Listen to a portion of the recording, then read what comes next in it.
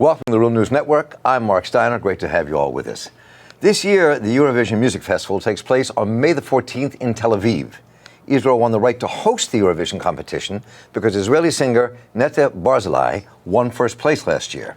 Now, her victory was celebrated with a massive party in Tel Aviv on the very same day that Israeli forces killed 59 unarmed protesters in Gaza, who are commemorating the 70th anniversary of the Nakba, which is the ethnic cleansing of Palestine in 1948 during what the Israelis see as the War for Liberation following the founding of the State of Israel.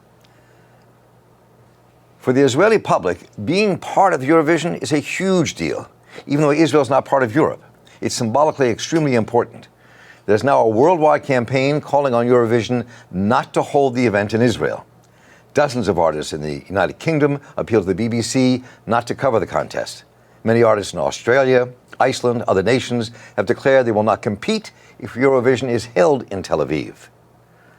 And to celebrate Israel's hosting Eurovision, last year's winner, Nora Barzilai, released a brand new song. Let's watch a few seconds from that.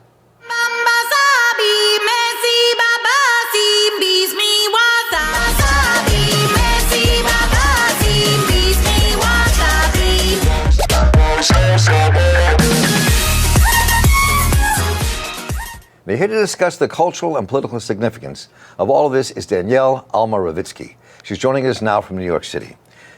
Danielle is a Jewish Israeli human rights activist, a BDS activist, a performer who is currently producing her third album, where she composes music to the words of Palestinian poet Doreen Tatur, who was jailed in Israel, sent to prison for poems she had published. Alma Ravitzki is also a member of the organization Boycott, supporting Palestinian BDS Call from Within. And Danielle, welcome. Good to have you with us here on The Real News.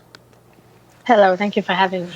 I can't wait to hear the entire album. We're going to play a little cut from it, but we'll talk about that in a minute or two. So in Israel, the official Israeli line is that this cultural boycott is wrong because culture transcends politics.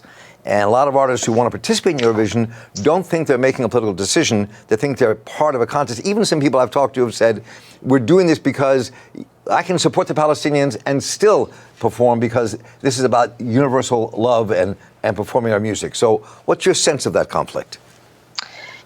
First of all, as an artist, I find this patently false because I think, people have this tendency to believe that politics is something that has to do with parliament and government and talking about the specific people within those systems. And that is wrong. Everything is political. Everything. You wake up in the morning, you drink coffee, the clothes you wear, your socioeconomic status, your gender, your sexual orientation, everything is political. And I think that art in particular is political. It is a political statement. And there were plenty of artists that went on stage and spoke about, peace and coexistence. Mm-hmm. First of all, it didn't lead to any change. And second, the Israeli society is too indoctrinated and too brainwashed to basically bring about change. And it's very important to realize that Israel is an apartheid state. There are over 65 laws that are denied to, that basically deprive Palestinian citizens of Israel from basic human and civil rights that their Jewish counterparts get to enjoy. And there are separate roads for Jews and for Palestinians in the West Bank. And Gaza is most definitely a ghetto. And so Israel is an apartheid state. And just like international boycott ended the apartheid regime in South Africa, it would do the same in Israel.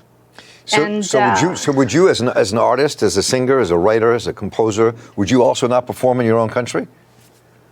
I can't.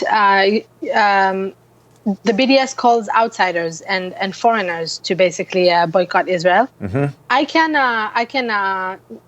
boycott settlements, and I cannot purchase settlement goods and settlement products.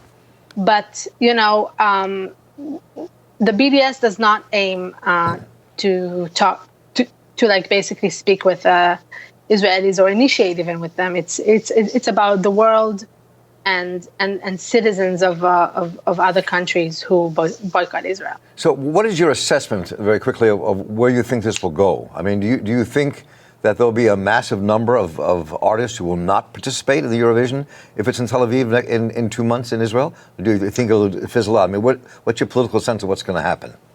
I think that the world is much more aware of Israel's atrocities and human rights violations. And so, first of all, the BDS is something that is now a debate, and people talk about it and people see it, and a lot of artists cancelled too. As to the Eurovision, so Iceland signed a petition calling to boycott Israel as well as Ireland, and so there is a growing awareness of what Israel is doing. But I think that the fact that there's people talk about it is quite a success, I believe. So Israel clearly put a lot of money, time, and effort promoting Noah Barzilai's song "Toy" last year, so they could win, setting up the possibility that Israel would then become the host of the Eurovision. And her music seems to be about women's empowerment, from what I've heard. And we just heard a few seconds from it earlier. I mean, do you think that her message coincides with what the Israelis want to see the world see Israel as? Is there something deeper about her music that is actually about women and about more liberation? I mean, is there a contradiction inside of there? And how does it fit into the whole world of what Israel did to push her to become the winner of this contest? I think there's a great contradiction, and I actually think that as a woman and a feminist, I'm really disgusted by her cynical use of women to promote a very misogynistic and chauvinistic ideology, which is Zionism. And I think that Neda is not an intersectional feminist. She basically promotes white feminism, which is equivalent to white supremacy. And you know, there were so many Palestinian women that Israel murdered. Like there was a pregnant woman in Kalania checkpoint that Israeli soldiers shot to death, and there is Aisha Rabi who was stoned to death by Israeli settlers, and even in the song that I composed, Dareen writes about Adil Hashlamoun, who was basically left bleeding to death by Israeli soldiers. Neda does not address these women. I don't think she even cares about them, to be honest. And Palestinian women are the most oppressed group in Israel and West Bank and Gaza. And so for me, promoting white feminism is the same as promoting white supremacy, especially in an ideology such as Zionism, which is inherently masculine and belligerent and violent, and like adores the army, which is nothing. It's there's nothing feminist about it. It's the complete opposite, in fact. So another couple of quick points here, just to get through in our conversation. The Eurovision is extremely popular in the LGBTQ community around the world. Yeah. And a lot of the artists from that community are saying, go to the boycott. And a lot of people are saying, wait, you can't do that because Israel is one of those countries where people who are gay and lesbian and trans and queer have more rights and more abilities to live a life without being beaten, stoned, and killed than they do in other places. So you don't have the story straight. So tell us about, unpack that for us a little bit. This is what is called pinkwashing. And pinkwashing, yes. And pinkwashing is it's basically the whitewashing of the LGBTQ community. And just like Israel does not promote women's rights in any way or form, it does not promote LGBTQ rights. And I believe that racism, misogyny, and homophobia are a package deal.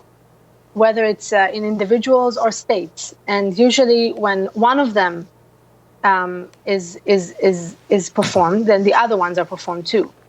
And so Israel deprives the LGBTQ community of basic rights. For example, same-sex couples cannot get married in Israel. And also, there was this whole debate about surrogatory rights.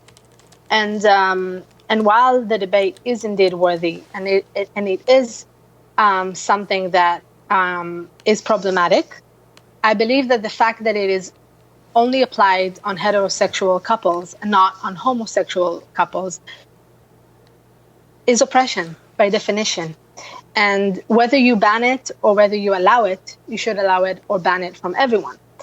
And the moment that you take one group of people and you apply a certain law that they can abide by, but it does not apply to another group of people within the same geographical location, this is by definition oppression. And so, Israel is not tolerant towards the LGBTQ community at all.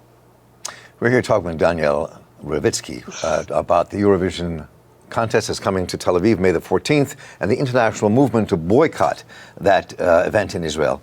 And in a moment, we're going to come back and finish our conversation with Danielle and explore the work she's doing as she took the words of Darine Tator, who's a Palestinian woman put in prison for her poetry. Danielle is composing an album of her work. We're going to hear a little bit about that, and so you don't want to miss that conversation. Thanks for being with us. I'm Mark Steiner here for the Real News Network.